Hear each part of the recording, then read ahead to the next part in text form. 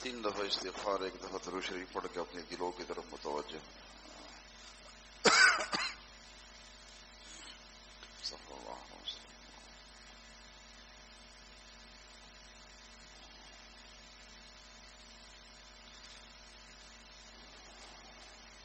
اللہ اکبر کبیرا والحمد للہ کثیرا وسبحان اللہ بکرۃ واصیلا. سبحانك لا علم لنا إلا ما علمتنا إنك أنت العليم الحكيم. رب اشرح لي صدري ويسر لي أمري واحلل عقدة من لساني يفقهوا قولي. رب زدني علما وارزقني فهما. رب زدني علما وارزقني فهما. رب زدني علما وارزقني فهما. أما بعد فأعوذ بالله من الشيطان الرجيم. بسم الله الرحمن الرحيم. فاذكروني أذكركم واشكروا لي ولا تكفرون. وقال تعالى واتقوا الله ويعلمكم الله. وقال تعالى يا أيها الذين آمنوا اتقوا الله وكونوا مع الصادقين. قال رسول الله صلى الله عليه وسلم في معنى الحديث إن الله لا ينظر إلى صوركم وأموالكم ولكن ينظر إلى قلوبكم وأعمالكم أو كما قال عليه الصلاة والسلام. صدق الله وصدق رسوله النبي الكريم ونحن على ذلك من الشاهدين والشاكرين والحمد لله رب العالمين. میرے محترم دوستوں اور بھائیوں، اللہ تبارک و تعالی نے انسان کو اس دنیا کے اندر ایک مقصد کے لیے بھیجا ہے. وہ مقصد اللہ کی یاد اور بندگی ہے. اب جو بھی انسان اس دنیا کے اندر رہتے ہوئے اپنے اس مقصد کے اوپر چلتا ہے، یعنی اللہ تبارک و تعالی کی احکامات کی تعمیل کرتا ہے اور حضور صلی اللہ علیہ وسلم کی سیرت اور حضور صلی اللہ علیہ وسلم کی صورت کو اختیار کرتا ہے، اللہ تبارک و تعالی ایسے انسان کو کامیاب فرماتے ہیں. کامیابی جس چیز سے ملتی ہے اس کو ایمان اور تقوی کہتے ہیں. ایمان کی ترقی تقوی سے ہوتی ہے اور تقوی حاصل ہوتا ہے اللہ والوں کی صحبت سے. یہ انسان خود متقی نہیں بن سکتا. اس لیے حضرت لاہوری رحمۃ اللہ علیہ فرماتے ہیں کہ ہر چیز والے سے ملتی ہے. دودھ والے سے دودھ ملتا ہے، سبزی والے سے سبزی ملتی ہے، پھل والے سے پھل ملتا ہے، خوشبو والے سے خوشبو ملتی ہے، اور اللہ والے سے اللہ ملتا ہے. یہ انسان خود اگر یہ محنت کرتا ہے عبادت کے ذریعے سے، لیکن عبادت کے اندر جو لذت حاصل ہوتی ہے وہ انسان کو وہ لذت جو بغیر نسبت کے جو عبادت کرتے اس کے اندر وہ لذت نہیں ہوتی. ہمارے ایک مسجد میں ایک بزرگ تھے، تبلیغی جماعت کے تھے. اس کو میں نے کہا تم کسی اللہ والے سے اپنا تعلق قائم کرو. بہت ذکر کرتے تھے، دن میں 2-3 دفعہ صلاۃ تسبیح کی نماز پڑھتے تھے، سارا دن قرآن پڑھتے تھے. کہہ رہے بس یہ کافی ہے. میں نے کہا یہ تو کافی ہے، لیکن اس میں اگر لذت حاصل کرنی ہے کہ مجھے اس کی لذت نصیب ہو جائے تو میں نے کہا یہ اللہ والوں کی نسبتوں سے اس کے اندر بس لذت رہتی ہے. میں نے کہا آپ کی حضوری اس وقت ہے جب آپ مسجد میں ہو. میں نے کہا یہ بتاؤ جب مسجد میں جب اس مسجد سے آپ باہر چلے جاتے ہو وہ کیفیت جو آپ کو قرآن پڑھنے میں ہوتی ہے باہر ہوتی ہے کہ نہیں ہوتی؟ میں نے کہا وہ کیفیت جو آپ کی نماز کے اندر ہوتی ہے وہ باہر کی زندگی کے اندر آپ کو وہ حضوری نہیں ہوتی. تو کہا کہ یہ تو ہے. تو میں نے کہا یہی چیز اس لیے ہمارے مشائخ فرماتے ہیں کہ 24 گھنٹے کی زندگی صفت صلاۃ پر آ جائے. اس طرح نماز کے اندر ہمارا دھیان سجدے کی جگہ سے ادھر ادھر نہیں جاتا. تو میں نے کہا بازار کی زندگی کے اندر بھی ہماری وہ نگاہ سجدے کی جگہ سے ادھر ادھر نہ جائے. اس طرح نماز کے اندر ہمارا دھیان اللہ کی طرف ہوتا ہے. تو میں نے کہا باہر کی زندگی کے اندر بھی ہمارا دھیان اللہ کی طرف ہو. جس کی طرف ہو؟ اللہ کی طرف ہو. تو میں نے کہا کہ یہ حضوری کی دولت ہے. یہ صحابہ کو اگر ملی ہے تو رسول اللہ صلی اللہ علیہ وسلم کی صحبت سے ملی. اویس قرنی میں نے کہا رسول اللہ علیہ وسلم کے زمانے میں پائے گئے. آپ رسول اللہ علیہ وسلم کی زیارت کے لیے آئے، ملاقات کے لیے آئے، لیکن آپ علیہ السلام اپنے مقام پر موجود نہیں تھے. آپ اس زیارت سے مشرف نہ ہو سکے، واپس آئے والدہ کی خدمت کے لیے، لیکن صحابی کی مقام تک آپ نہیں پہنچ سکتے، اس زمانے کے آدمی ہیں لیکن میں نے کہا یہ صحبت کی برکت ہے۔ حضرت مولانا اشرف علی تھانوی رحمۃ اللہ فرماتے ہیں کہ ایک دفعہ حضرت سمنون ایک بزرگ ہے، ایک چڑیا آئی، آپ اللہ کی یاد میں مستغرق ہے، اور ایک ٹہنی پہ بیٹھی، پھر آ کے آپ کی گود میں آئی، اور آپ کی گود میں جب وہ بیٹی تڑپ تڑپ کے جان دے دی۔ کیا بتائی؟ تڑپ تڑپ کے جان دے دی۔ فرمایا کہ ایک پرندہ ہے، اس پرندے کے اوپر اس اللہ کے عشق کی آگ کا اثر ہو گیا ہے۔ کیا ہے؟ وہ بندہ وہ محب ہے، اس کا لقب پڑا ہے سمنون محب رحمت اللہ علیہ۔ تو فرمایا کہ ایک پرندے پہ اس کا اثر ہو گیا، اس نے اس کی گود میں تڑپ تڑپ کے جان دے دی۔ تو کیا کہا کہ یہ اثر انسانوں پہ نہیں ہوگا، یہ اثر انسانوں پہ نہیں ہوگا، وہ پتھر دل لوگ آتے ہیں، اللہ ان کے دلوں کو نرم کر دیتے ہیں۔ کیا کر دیتے ہیں؟ ان کے دلوں کو نرم کر دیتے ہیں۔ جن کی آنکھیں سالوں میں، مہینوں میں، ہفتوں میں وہ بہتی نہیں ہے، لیکن پھر وہی کیفیت ہوتی ہے جب یہ نماز کے اندر کھڑا ہوتا ہے، یہ اللہ اکبر کہتا ہے، اللہ کی عظمت جب اس کے دل میں آتی ہے تو اس کی آنکھیں خود بہتی ہے۔ اللہ کی عظمت، آج ہمارے دلوں کے اندر اللہ کی عظمت کا نور نہیں ہے، اللہ کی عظمت کا یقین ہمارے دلوں میں نہیں ہے۔ یہ جو محنتیں ہیں یہ اسی لیے ہے کہ ہمارے دلوں کے اندر اللہ کی عظمت کا نور آ جائے، دنیا کی محبت نکل جائے۔ مولانا عبد الغفور مدنی عباسی رحمۃ اللہ علیہ فرمایا کرتے تھے، آج ہم ہر گناہ سے توبہ کرتے ہیں، زنا سے توبہ کرتے ہیں، شراب سے توبہ کرتے ہیں، سود سے توبہ کرتے ہیں، برے مجلسوں سے توبہ کرتے ہیں، لیکن جس چیز سے توبہ کرنی ہے اس سے ہم نہیں کرتے۔ فرمایا وہ دنیا کی محبت ہے۔ کیا فرمایا؟ وہ دنیا کی محبت ہے۔ اس لیے رسول اللہ صلی اللہ علیہ وسلم نے فرمایا کہ دنیا کی محبت یہ ہر خطا کی جڑ ہے۔ کیا ہے؟ یہ ہر خطا کی جڑ ہے، اور یہ دنیا کی محبت یہ کم ہوتی ہے، مغلوب ہوتی ہے اللہ والوں کی صحبت۔ عبد الرحمن جامی رحمۃ اللہ علیہ ایک بزرگ ہیں، آپ ایک بزرگ کے پاس، ہمارے سلسلے کے ایک بزرگ ہے، بڑے اللہ والے، خواجہ عبید اللہ احرار رحمۃ اللہ علیہ، ان کی مجلس میں پہنچے۔ ان کی جب مجلس میں پہنچے، اللہ نے ان کو اتنا مال دیا ہے، دنیا کے اعتبار سے صاحب ثروت ہے کہ وقت کا بادشاہ بھی اس سے قرض لیتا ہے۔ یہ تو اللہ کی دین ہے کہ جس کو خزانوں کے ڈیر پہ بٹھا دے، خزانوں کے ڈیران پہ بٹھا دے، لیکن اس کے دل کو اپنی یاد سے بھر دے، اور کسی کو کوڑے اور کرکٹ کی ڈیر پہ بٹھا دے، اس کے دل کو دنیا کی محبت سے بدل دے۔ یہ میرے اللہ کا کام۔ وہ خزانوں کے ڈیر پہ بیٹھا ہے، دنیا اس سے قرض لیتی ہے، بادشاہ اس سے قرض لیتا ہے، لیکن دل میں دنیا کی محبت نہیں ہے، دل اللہ کی محبت سے لبریز ہے۔ کیا ہے؟ دل اللہ کی محبت سے لبریز ہے۔ آج ہم نے دنیا دیکھی کیا ہے؟ دنیا ہم نے دیکھی کیا ہے؟ شرٹ پڑ کورونوں کی برادری میں کیسے دنیا اللہ۔ عبد الرحمن جامی رحمۃ اللہ علیہ آئے، جو دیکھا جب ان کے استقبال خانے تب گئے جہاں ان کے گھوڑے بندھے ہوئے ہیں، استقبال خانہ غجل، جہاں گھوڑے بندھے ہوئے ہیں، ان کے اندر جو کیلے ہیں وہ کیلے بھی سونے کی۔ کیا ہے؟ وہ کیلے بھی سونے کی ہے۔ جب آپ آئے تو آپ نے جب دیکھا، عالم تو تھے وہ، کیا کہ دل میں خیال آیا، دوست آنیس کے مالدارت، اللہ کا دوست وہ نہیں ہو سکتا جو اتنا مال رکھتا ہے کہ اس کے استقبال خانے کے اندر جو گھوڑے باندھنے کے کیلے ہیں وہ بھی سونے کی ہے۔ تو چلا گیا، ادھر سے کیا فیض اٹھائیں گے؟ تو مالدارہ مولا دے تو مالدارہ بزرگ ہے دوسرے صدی۔ جب وہ چلے گئے، راستے میں کہیں جاتے جاتے تک گئے، ایک جگہ آرام کرنے لگے، قیلولہ دوپہر کے وقت، تو دیکھا ایک بڑا میدان ہے، محشر کا میدان ہے، اس کے اندر اس عبد الرحمن جامی کو لوگوں نے گھیرا ہوا ہے، ان کے قرض داروں نے اس کو گھیرا ہوا ہے، اس سے قرض کا مطالبہ کر رہے ہیں، بیچارہ پریشان ہے۔ تو دیکھا کہ خواجہ عبید اللہ احرار رحمۃ اللہ علیہ گھوڑے پہ سوار ہیں، شاہی سواری سے آ رہے ہیں، خدام ساتھ ساتھ ہیں۔ کہا کہ بھائی اس بندے کو لوگوں نے کیوں گھیرا ہوا ہے؟ کہا کہ ان کے قرض دار ہیں، ان سے قرض طلب کر رہے اپنا۔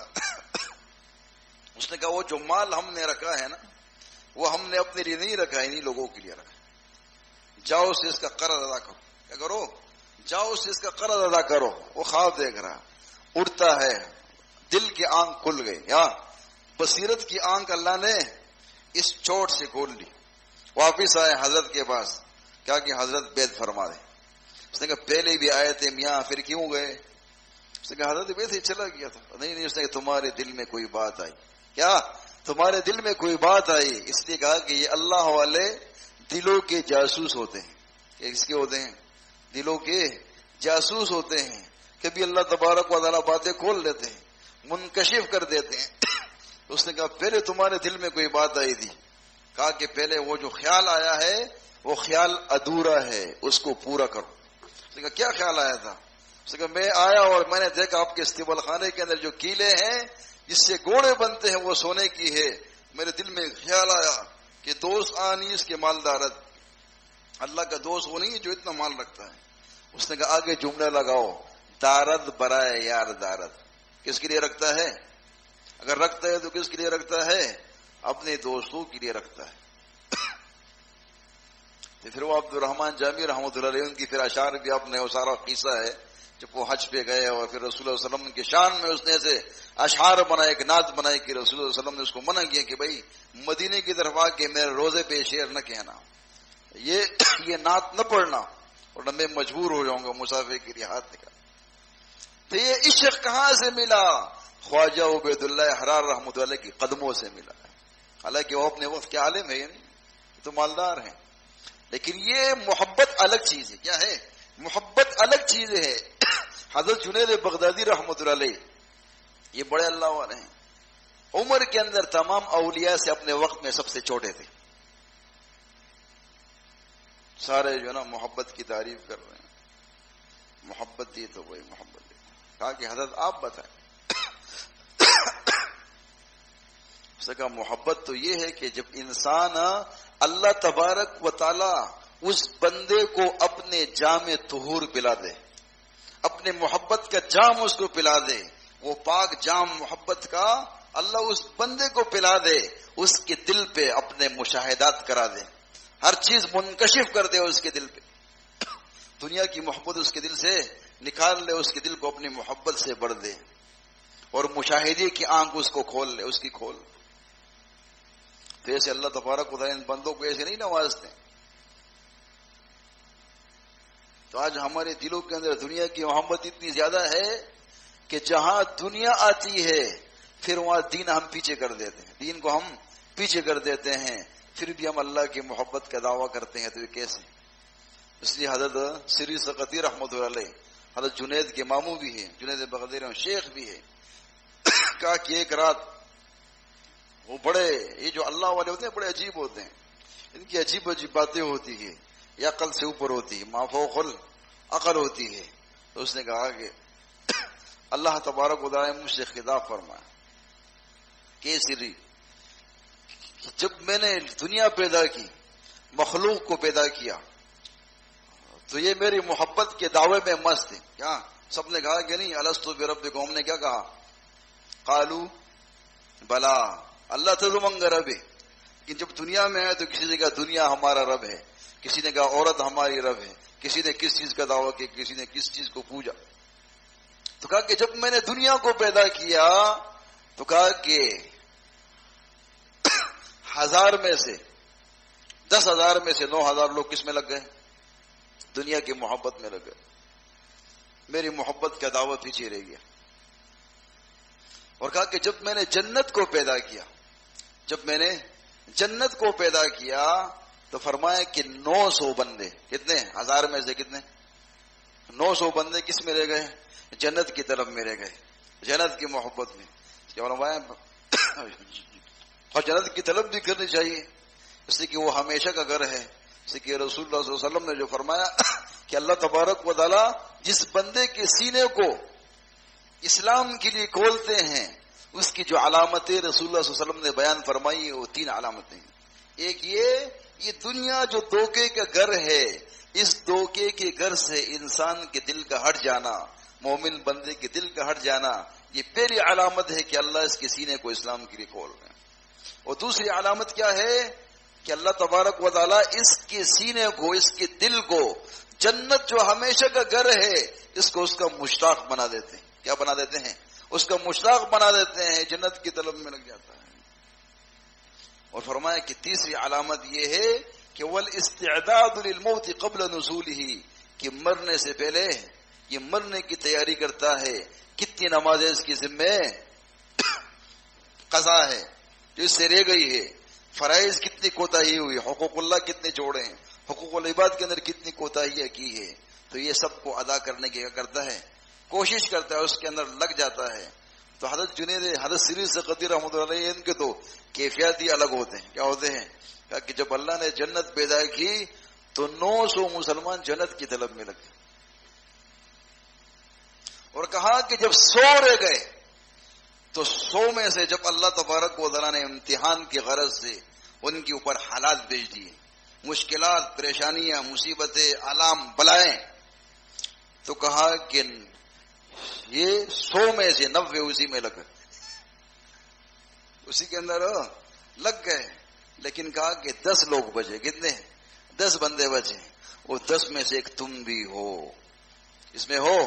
اس نے کہا اللہ تعالیٰ کہا تم کیا چاہتے ہو؟ اللہ میں آپ کی رضا چاہتا ہوں، استقامت کے ساتھ مجھے اسی طرح.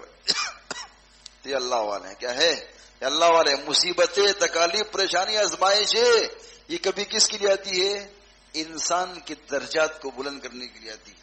اور کسی وقت یہ تکالیف، مصیبتیں، آزمائشیں انسان کی گناہوں کو معاف کرنے کے لیے آتی ہے. اللہ اس کے گناہوں کو معاف کرتے ہیں اسی لیے. اور کبھی کبھی یہ انسان کی پکڑ کے لیے، مسلمانوں کی پکڑ کے لیے آتی ہے. جب یہ گناہ کے اندر مبتلا ہو جاتا ہے تو اس گناہوں کا وبال اس کے اوپر کر کے پریشانیاں، آزمائشیں، تکالیف، مصیبتیں، پریشانیاں یہ انسان کی. شیخ عبد القادر جیلانی رحمۃ اللہ علیہ نے اس کی جو کیفیت بیان کی ہے وہ یہ ہے، فرمائیں گے کہ کسی مسلمان پہ تکلیف، پریشانی، مصیبت آئے، اس کی زبان سے ناشکری کے کلمات نکلے. نعوذ باللہ.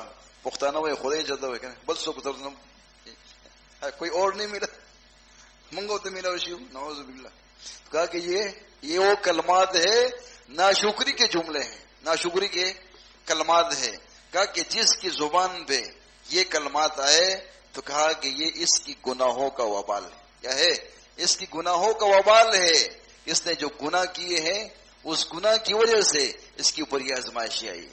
اور اگر اس کو اللہ پاک صبر کی توفیق دے، فرمایا کہ صبر کی وجہ سے اللہ اس کے گناہ معاف فرماتے.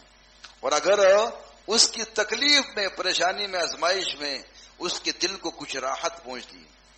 بسا اوقات تکلیف آتی ہے، پریشان مسلمان اللہ کی طرف متوجہ ہوتا ہے، اور یہ سب متوجہ ہوتے ہیں نمازوں کے ذریعے سے، قرآن کے ذریعے سے، دعاؤں کے ذریعے سے اہتمام کرتا ہے، اللہ کے سامنے روتا ہے. لیکن خدا کی قسم جتنا مزہ اس تکلیف میں، وہ توجہ انسان کی اللہ کی طرف ہوتی ہے، وہ غیر تکلیف میں نہیں ہوتی ہے. ایوب علیہ السلام نے سب تک اللہ نے ساری اولاد لے لی، پریشانیاں، گھر سے بے گھر کر دیا، جسم میں تکلیف، پریشانی، بیماری پیدا کر دی. لیکن جب ان سے پوچھا گیا، کئی سال آپ نے اس میں گزارے، جب آپ کو اللہ نے دوبارہ صحت عطا فرمائی، تمام نعمتیں عطا فرمائی، کیا فرمائے؟ نعم العبد انہ اواب. یہ کیسا بندہ ہے میرا؟ بہترین بندہ. تو اس سے پوچھا کہ تمہارے کون سے دن بہترین تھے؟ تو اس نے کہا کہ وہ بیماری کے دن. کیا؟ وہ بیماری کے دن. کہا کہ روز اللہ کی طرف سے ایک آواز آتی، ایوب تمہارا کیا حال ہے؟ ایوب ایسا حال ہے، تمہارا کیا حال ہے؟ تو کہا کہ اس آواز کے اندر اتنی مٹاس ہوتی، اتنی لذت ہوتی ہے کہ اس کے اندر میری تمام بیماریاں، پریشانیاں، آزمائشیں اس کے اندر فنا ہو جاتی. ایک لذت ہوتی. آج تمام نعمتیں اللہ نے دے دی ہے لیکن وہ محبت بری آواز نہیں. اس میں ایک لذت ہے. کیا ہے؟ اس میں ایک لذت ہے. آج مسلمان جو ہے، ہم لوگ نعمتوں کے عادی ہو گئے، نعمت کھانے کے عادی ہو گئے، نعمت دیکھنے کے عادی ہو گئے، نعمت چکھنے کے عادی ہو گئے، نعمت سوچنے کے عادی ہو گئے، نعمتوں کو سوچنے کے عادی ہو گئے. لیکن وہ ہمارے حضرت شیخ رحمۃ اللہ فرمایا کرتے تھے، اللہ کی نعمتیں کہا کے ہمارے دان تو گھس گئے جو سخت ہے، لیکن ہماری زبان جو گوشت کی بنی ہوئی نرم ہے، یہ کسی ہے؟ بولو نا. اللہ کے شکر میں زبان کبھی کسی ہے؟ نہیں کسی ہے. پھر جب پریشانی کیوں آتی ہے؟ جب ہم اللہ کی نعمتوں کے اوپر شکر نہیں کرتے. اللہ کی نعمتوں کے اوپر شکر کرنا سیکھو. صبح اٹھو، گھر سے نکلو تو اپنے صحت کو دیکھو، اپنی اولاد کو دیکھو، اپنے گھر بار کو دیکھو، اور اللہم لک الحمد ولک الشکر ایک تسبیح پڑھو. کیا پڑھو؟ ایک تسبیح پڑھو. اے اللہ، آپ نے مجھے صحت دی ہے، مجھے ہاتھ پاؤں سالم دیے ہیں. وہ شیخ سعدی رحمۃ اللہ علیہ مسجد کی طرف جا رہے تھے، کہا کہ اللہ آپ نے مجھے علم دیا ہے، حکمت دی ہے، لیکن میں مسجد کی طرف جا رہا ہوں، پاؤں دیے چپل نہیں دیے. کیا دیے؟ پاؤں تو دیے، چپل نہیں دیے. تو جب آگے دیکھا تو ایک شخص مسجد کی طرف رینگتا ہوا جا رہا تھا، اس کے دونوں پاؤں نہیں تھے. کیا نہیں تھے؟ اس کے اوپر دونوں پاؤں نہیں تھے، نہ چپلیں تھی نہ دونوں پاؤں تھے. اس نے کہا یا خدا خود خدا راکڑ لکھا. کیا کہا؟ کہ اللہ یہ پاؤں تو آپ نے مجھے دیے نا، اسی پہ میں آپ کا شکر ادا کرتا ہوں. جو نعمت ہمارے پاس نہیں ہے اس نعمت کے اوپر ایسا نہیں کہ ہم کہتے ہیں اللہ مولا میرے پاس یہ نعمت نہیں. ایک بادشاہ نے، اس کی وزیر نے کہا، بادشاہ نے کہا کہ یہ جو میرے وزیر ہیں اس میں سے بعض جو خدام ہیں یہ بڑے خوش ہیں، میں بادشاہ ہوں، میں ہمیشہ پریشان رہتا ہوں. اس نے کہا کل تم بھی ان کو پریشان دیکھو گے. کیا؟ میں تمہیں ایک قانون بتاتا ہوں کہ وہ 99 والا قانون ہے. کتنا؟ وہ 99 والا قانون ہے. کہا کہ ایسا کرو کہ آپ کا جو خاص خادم ہے آج ان کے گھر کے پاس چلتے ہیں رات کے اندھیرے میں، ایک مٹکا ایک سراہی رکھو، اس میں کتنی دینار ڈالو؟ 99. اس پہ لکھ دو اس میں 100 دینار ہے. کتنے؟ 100 دینار ہے. اور کہا کہ یہ اس پہ لکھ دو، اس کے دروازہ بجا کے اور خود سیٹ پہ ہو جاؤ، دیکھتے رہو کہ کیا کرتے. جب اس نے مٹکا لیا کہ گھر کے دروازے پہ کیا ملا ہے؟ مٹکا ملا ہے. اس کے اوپر کیا لکھا ہے؟ اس میں 100 دینار موجود ہے، آپ کے لیے ہدیہ ہے. جب اس نے گینے تو وہ 99 تھے. کتنے تھے؟ 99 تھے. خزم را پاس ہو رہا، بچوں کو سب کو اٹھایا تو یہ دینار روکشی دے دو گورے. اتنا ایک دینار کو دیکھو دروازے کے باہر گھومتا رہا، پھرتا رہا. کہا کہ تم لوگوں سے ایک دینار نہیں ڈھونڈنا جاتا. ہاں، ایک دینار تمہیں نہیں ملتا، ایک دینار غائب ہے وہ تمہیں نہیں ملتا. بیچارہ ساری رات جاگتا رہا. ایک دینار جو 99 اللہ نے بھیجے ہیں بغیر مشقت کے، اس کے اوپر شکر ادا نہیں کر رہا. جو ایک اس نے لکھا ہے کہ یہ کیا ہے؟ 100 ہے، اس نے ڈالے 99. کیا کہا؟ اس کی فکر میں ساری رات وہ جاگتا رہا، گھر والوں کو بھی ڈانٹتا رہا. صبح جب محل میں گیا تو آنکھیں مل رہا ہے، نیند آ رہی ہے اس کو، چہرے کے اوپر تھکاوٹ کے اثرات ہے. ہاں، جسم کے اندر سستی ہے، چستی نہیں ہے. کہا کہ دیکھا بادشاہ سلامت، ہم لوگ 99 نعمتیں کہا کہ جو ایک رہ جاتا ہے اس کی فکر میں لگے رہتے. تو نعمتیں ہے کہ نہیں یار ایک کے پاس؟ تو نعمتوں کی جو نعمتیں اللہ نے ہمیں دی ہیں، بہت سے ایسے لوگ ہیں جن کو اللہ نے قرآن کی دولت دی ہے. قرآن سے بڑی بھی کوئی دولت ہے؟ یہ دولت کونین ہے. کیا ہے؟ یہ دولت کونین ہے. اس قرآن کی نعمتیں، اس قرآن کی بہاریں، اس قرآن کی رحمتیں، اس کی برکتیں جب انسان پڑھتا ہے اللہ دنیا کے اندر اس کو محسوس کرتا ہے، اپنے وجود میں محسوس کرتا ہے، اپنے دل میں محسوس کرتا ہے، اپنے دماغ میں محسوس کرتا ہے، اپنی آنکھوں میں محسوس کرتا ہے، اپنے خون کے ذرے ذرے کے اندر قرآن کی رحمتوں اور برکتوں کو محسوس کرتا ہے. لیکن زبان پاک ہونی چاہیے، دل و دماغ قرآن کی خوشبو سے معطر ہونی چاہیے. آج ہماری آنکھوں سے زنا کی ظلمت ٹپک رہی ہو، یہ بد نظری کیا ہے؟ نامحرم کو دیکھنا کیا ہے؟ اس میلی آنکھوں سے جب انسان قرآن پڑھتا ہے تو اس لیے کہ اس کا نور پہلے تو اس کی آنکھیں صاف ہوں، اس کے لیے توبہ استغفار کرے. کیا کرے؟ توبہ اور استغفار کرے. اس لیے ہمارے مشائخ فرماتے ہیں جب کسی بندے کو زکام کی بیماری لگ جائے، کس کی؟ نزلہ اور زکام کی، عود اور عنبر کی عمدہ خوشبو اس کو لگاؤ، محسوس نہیں کرے گا. اس کی ناک بند ہے. کیا ہے؟ ناک بند ہے. خدا کی قسم قرآن خوشبو ہے. کیا ہے؟ خوشبو ہے. اسی لیے تو مولانا الیاس رحمۃ اللہ علیہ فرمایا کرتے تھے کہ یہ قرآن کو ایسا پڑھو کہ استغراق کے ساتھ پڑھو، فنائیت کے ساتھ پڑھو، کہ قرآن پڑھتے ہوئے تمہیں اللہ کی آواز محسوس کیا ہو، قرآن پڑھتے ہوئے تمہیں اللہ کی آواز محسوس ہو. اس لیے ہمارے مشائخ فرماتے کہ جس نے رات کو جتنا دیر قیام کے اندر وہ کھڑا ہوتا ہے قرآن پڑھتا ہے، محشر کا قیام اس کے لیے اتنا مختصر ہوگا۔ محشر کے قیام سے ہر ایک نے پناہ مانگی کہ نہیں مانگی؟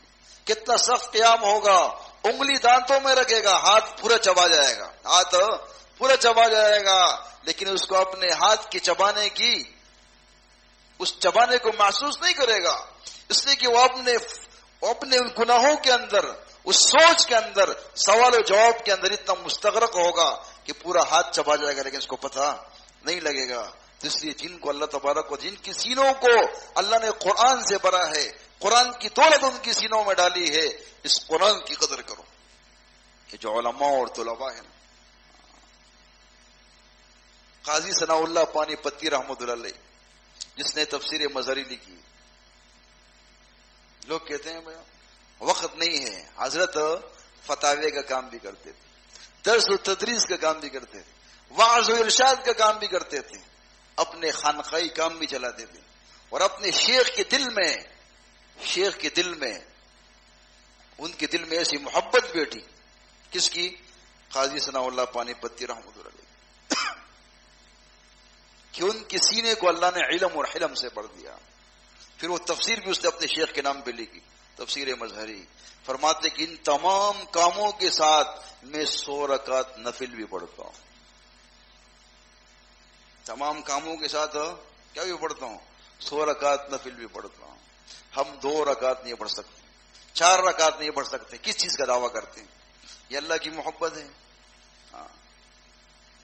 اٹھ نہیں سکتے، اٹھ جاتے ہیں، لیکن سستی اور کاہلی اتنی ہوتی ہے، گھڑی کو دیکھ کے پھر سو جاتے۔ یہ غفلت کب ختم ہوگی؟ اگر یہ سستی اور کاہلی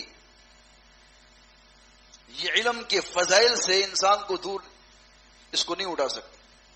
اس لیے تو مولانا رشید احمد گنگوہی رحمۃ اللہ نے فرمایا تھا کہ تہجد کے فضائل مجھے معلوم تھے، تہجد پڑھنے کی توفیق مجھے حاجی امداد اللہ کی صحبت سے ملی۔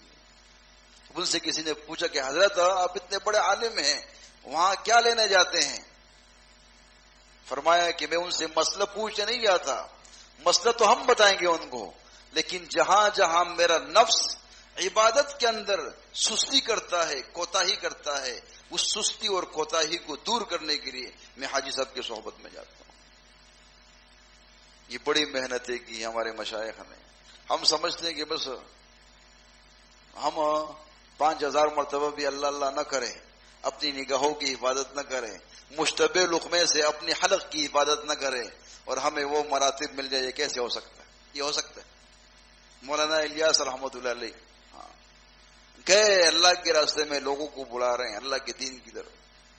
فرمایا کہ چہرے پہ، داڑھی پہ، سر کے بالوں پہ مٹی لگ گئی، غبار آلود ہو گئے، کپڑے غبار آلود ہو گئے۔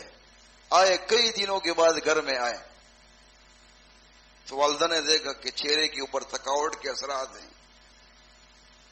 محنت کر کر کے جب آئے تو والدہ نے ان کے سر کو اپنے گود میں رکھا اور محبت سے ان کی حالت کو دیکھ کے تو کہا کہ یہ اپنا ہاتھ ان کے سر میں، بالوں میں، یوں جس طرح بچے کو لٹا دیتے ہیں گود میں، اور محبت کے لیے ہاتھ کی انگلیاں ان کی بالوں میں پھنسا کے کھینچتے ہیں اور پیار کی باتیں کریں۔ کہا بیٹا بہت تک گئے ہو تم، کیا تم بہت تک گئے ہو، تمہاری حالت دیکھو، داڑھی کے اوپر بھی مٹی کے اثرات ہیں، دھول کے اثرات ہیں، تمہارے سر کے بالوں پہ بھی دھول کے اثرات ہیں، چہرے کی اوپر بھی تھکاوٹ کے اثرات ہیں۔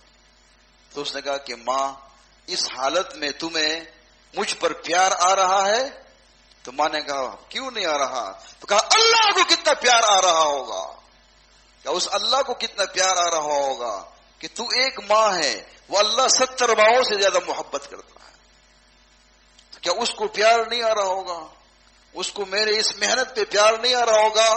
خدا کی قسم محنت کر کے دیکھو، جو اپنے آپ کو قبول کرا کے دیکھو، یہ باتیں نہیں ہیں ہمارے راستے میں، تو قال ہے ہی نہیں، حال ہے۔ محنت کرو، محنت۔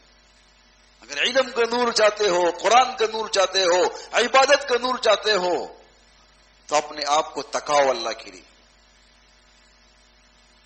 نعمتوں کے کانوں کے عادی نہ بنو، جتنا اپنے آپ کو بچا سکتے ہو بچاؤ، ماحول کے اثر سے ہر طرف فتنے ہیں، فتنے کیا ہے؟ ہر طرف فتنے ہی فتنے ہیں۔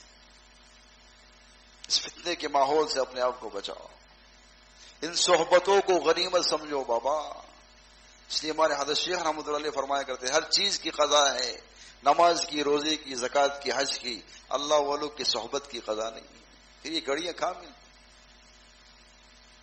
تو اللہ تبارک و تعالی ہمیں عمل کرنے کی توفیق نصیب ہو۔